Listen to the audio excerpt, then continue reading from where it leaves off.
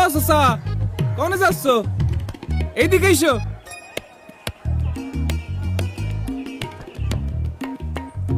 এইটা দেখে এম্বা করছো? না মানে দেখতে জানি কেমন লাগতেছে।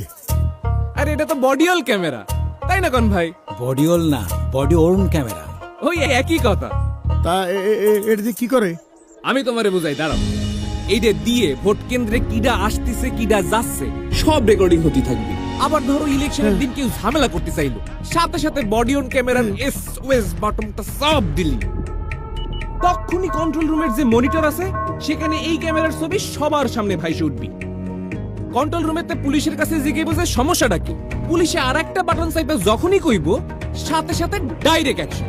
তখনই সশস্ত্র বাহিনী, বিজিবি ও আইন শৃঙ্খলা বাহিনী আইসে এই সন্ত্রাসীগুলারে ধরে যে যে আকাম করব একদম লাল দালানে ঢুকাই দিবে।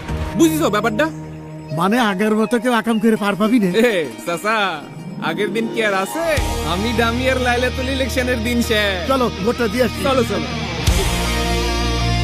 আপনার নিরাপদ ভোট প্রদানে আপনার পাশে সার্বক্ষণিক নিরাপত্তায় আছে সশস্ত্র বাহিনী, বিজিবি ও আইন শৃঙ্খলা বাহিনী।